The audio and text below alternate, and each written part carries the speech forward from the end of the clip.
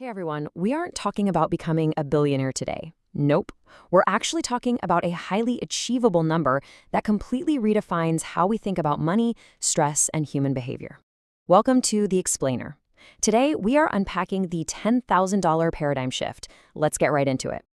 Okay, picture this scenario. You're lying awake, it's 3 a.m., you're staring at the ceiling, and your mind is just racing through every possible financial disaster that could strike tomorrow. Look, we've all been there, right? Your car could suddenly break down, your laptop, the one you literally need for work, might just die, you could lose your job, or maybe your pet needs unexpected emergency surgery. It is a terrible, exhausting feeling to just be at the mercy of the unexpected.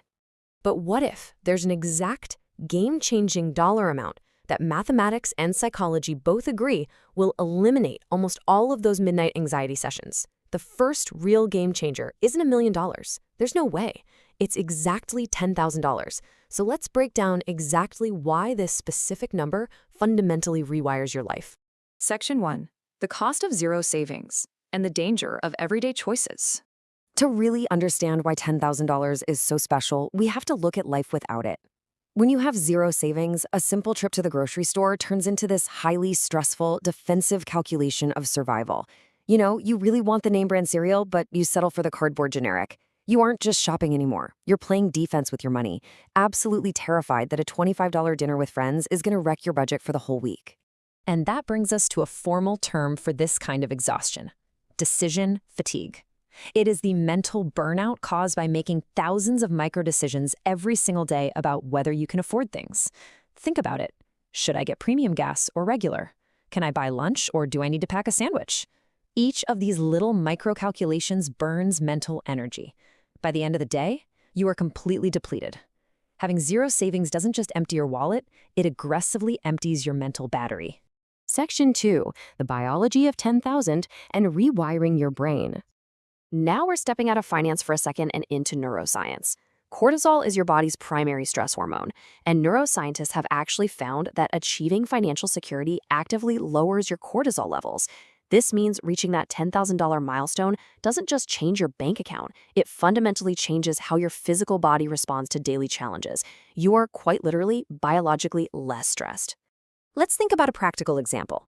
With $0 saved, your car's check engine light comes on, and your cortisol spikes. Boom. It's a literal countdown to financial disaster, triggering panic about credit cards and borrowing money. But with $10,000 saved, that exact same check engine light is just a mild inconvenience. You might be annoyed, sure, but you aren't panicked.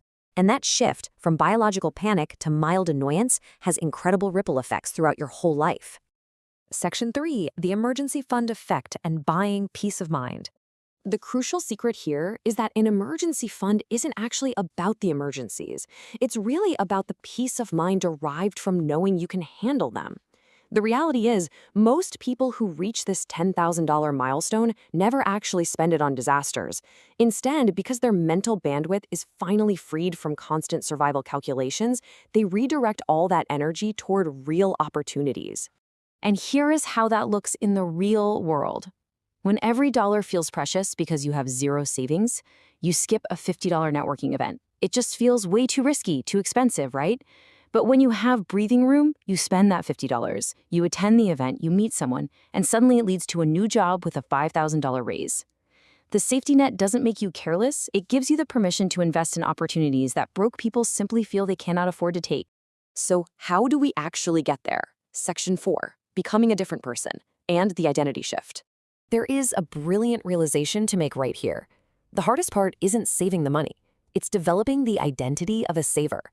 See, most people treat saving like a temporary, miserable crash diet. They cut expenses, starve themselves of joy for a few months, burn out, and go right back to their old habits.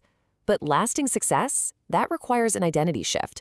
You have to stop viewing saving as a sacrifice and start viewing it as becoming a radically different type of person.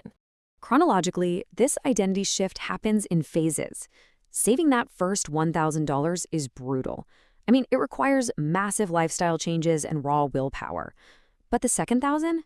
Noticeably easier because you've already started building the habits.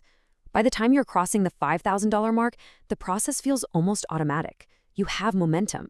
It gets mathematically and psychologically easier the further along this timeline you go. Along that journey, you inevitably master 3 crucial wealth-building skills. First, you learn to instantly distinguish wants from needs. Second, you figure out how to creatively reduce expenses without feeling deprived. And most importantly, honestly, the absolute holy grail of personal finance, you develop the ability to delay gratification. Reaching $10,000 is essentially a masterclass in developing the right financial mindset. Section 5. How to actually get there. Practical application and momentum. Okay, here is a massive reality check. The average American spends over $3,000 a year just on coffee, dining out, and basic convenience purchases. $3,000.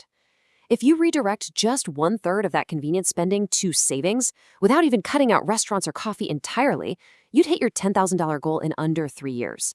It is incredibly accessible when you build awareness and intentionality into your daily life. So why is 10,000 the magic number? Well, it's the mathematical sweet spot. Most car repairs cost between $500 and $3,000. Covered. Job loss? 10,000 gives the average person 3 to 6 months of breathing room to find the right job, rather than desperately accepting the very first offer. Minor medical emergencies? Completely manageable. Once you cross this specific threshold, you become effectively immune to the vast majority of financial disasters that keep people trapped in the paycheck-to-paycheck cycle. And the compounding, non-financial ripple effects? They are truly life-altering. Having this money saved literally cures financial insomnia. Studies actually show you sleep significantly better. It dramatically improves relationships and reduces family conflict, mostly because you aren't constantly irritable about bills. And it gives you massive confidence in job negotiations. You walk into an interview knowing you don't desperately need the job to survive next week, which very often results in better offers and higher compensation. So we arrive at a final question for you. Are you ready to become a person who saves? This transformation isn't really about the digits in your bank account. It's about shifting your identity, freeing your mental bandwidth, and unlocking your potential. Because the person you become while saving your first $10,000 is infinitely more valuable than the money itself. Thanks for checking out this explainer, and I truly hope this gives you the clarity to start your own paradigm shift today.